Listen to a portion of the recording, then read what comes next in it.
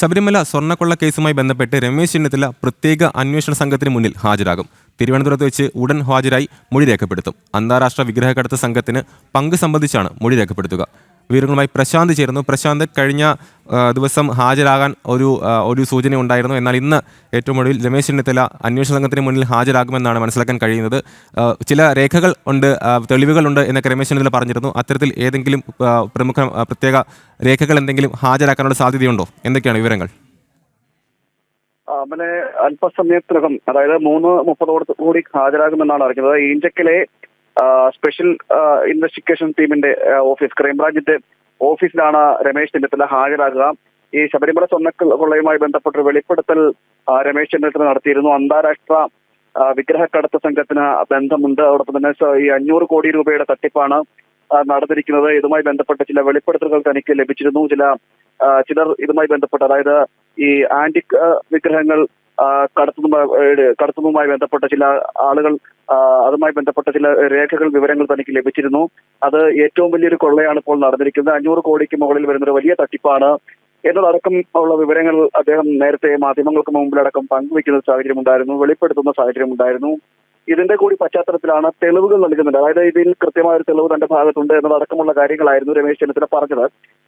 അതിന്റെ തെളിവുകളടക്കം നൽകുന്നതിന്റെ ഭാഗമായിട്ടും അതോടൊപ്പം തന്നെ മൊഴി രേഖപ്പെടുത്തുന്നതിന്റെ ഭാഗമായിട്ടാണ് ഇപ്പോൾ പ്രത്യേക അന്വേഷണ സംഘത്തിന്റെ മുന്നിൽ രമേശ് ചെന്നിത്തല ഹാജരാകുന്നത്. ഈഞ്ചക്കിലെ പ്രത്യേക അന്വേഷണ സംഘത്തിന്റെ ഓഫീസ്, അത് ക്രൈംബ്രാഞ്ച് ഓഫീസാണ്. അവിടെയാണ് ഈ ശബരിമല സ്വർണ്ണക്കൊള്ളയുമായി ബന്ധപ്പെട്ടുള്ള ചോദ്യം ചെയ്യലടക്കമുള്ള മുരാരി ബാബുവിനെ അടക്കം, അതോടൊപ്പം തന്നെ മറ്റ് എൻ വാസു അടക്കമുള്ളവരെ ചോദ്യം ചെയ്യാൻ വിളിപ്പിക്കുകയും അതിന്റെ നടപടിക്രമങ്ങളൊക്കെ നടന്നുകൊണ്ടിരിക്കുന്ന പ്രത്യേക അന്വേഷണ സംഘത്തിന്റെ ഓഫീസാണ് ഈ ഈഞ്ചക്കിലെ ഓഫീസ്. അവിടേക്ക് എത്തും എന്നാണ് ഇപ്പോൾ അറിയിച്ചിരിക്കുന്നത്. അല്പസമയത്തിനുള്ളിൽ, അതായത് 3:30 എന്നാണ് അറിയിച്ചിരുന്നത്. എന്തായാലും ഇതുവരെ എത്തിയിട്ടില്ലെന്നാണ് നമ്മൾ മനസ്സിലാക്കാൻ കഴിയുന്നത്.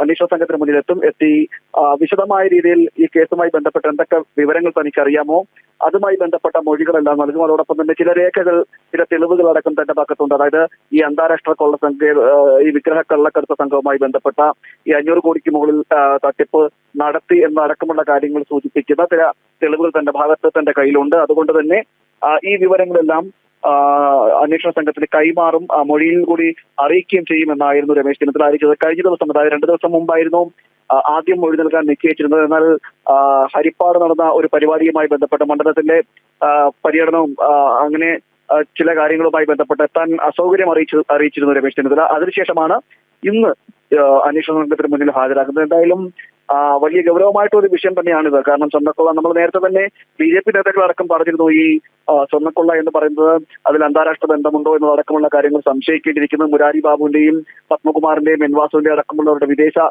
യാത്രകളടക്കം സംശയത്തിന്റെ നിലയിലാണ്. ഇതെല്ലാം അന്വേഷിക്കണമെന്ന് BJP നേതാക്കളടക്കം നേരത്തെ തന്നെ പറഞ്ഞിരുന്നു. എന്തായാലും അതിലേക്ക് തന്നെയാണ് ഇപ്പോൾ രമേശ് ചെന്നിത്തലയുടെ ഈ വാദഗതികളും അല്ലെങ്കിൽ രമേശ് ചെന്നിത്തലയുടെ വെളിപ്പെടുത്തലും എത്തുന്നതെന്ന് വേണം നമുക്ക് മനസ്സിലാക്കേണ്ടിയിരിക്കുന്നത്. ശബരിമലയിലെ സ്വർണ്ണക്കൊള്ളയുമായി ബന്ധപ്പെട്ട്, സ്വർണം കടത്തിയതുമായി ബന്ധപ്പെട്ട്, അയ്യപ്പന്റെ സ്വർണം കടത്തിയത്, അതിൽ ഒരു വലിയ സംഘം ഇതിന് പിന്നിലുണ്ട് എന്നത് കൂടിയാണ് ഇപ്പോൾ രമേശ് ചെന്നിത്തലയുടെ മൊഴികളിലൂടെ വ്യക്തമാകാൻ പോകുന്നത്. ഇതിനെ ആരൊക്കെയാണ്, എന്തൊക്കെയാണ്, എങ്ങനെയാണ് ഈ അന്താരാഷ്ട്ര കൊള്ളക്കാരുമായിട്ട്, വിഗ്രഹ കൊള്ള സങ്കേതവുമായി ബന്ധപ്പെട്ടെല്ലാം ഈ എത്തുന്നത് എന്നതടക്കമുള്ള കാര്യങ്ങളിലേക്ക് ഇനിയിപ്പോൾ അന്വേഷണ സംഘത്തിലേക്ക് ചെല്ലേണ്ടി വരും. എന്തായാലും വളരെ ഗൗരവമായിട്ടുള്ളൊരു മൊഴിയായിരിക്കും രമേശ് ചെന്നിത്തല രേഖപ്പെടുത്താൻ പോകുന്നത്. അല്പസമയത്തിനുള്ളിൽ തിരുവനന്തപുരത്ത് ഈഞ്ചക്കിലെ ക്രൈംബ്രാഞ്ച് ഓഫീസിൽ പ്രത്യേക അന്വേഷണ സംഘത്തിന് മുന്നിൽ അദ്ദേഹം ഹാജരാക്കിയതിനു ശേഷം ഈ വിഷയങ്ങളിലെല്ലാം, താൻ വെളിപ്പെടുത്തിയതുമായി ബന്ധപ്പെട്ട വിഷയങ്ങളിലെല്ലാം കൃത്യമായ രീതിയിൽ മൊഴി നൽകുകയും ചെയ്യും. അമൽ. ശരി, പ്രശാന്താണ് വിവരങ്ങൾ പങ്കുവച്ചത്.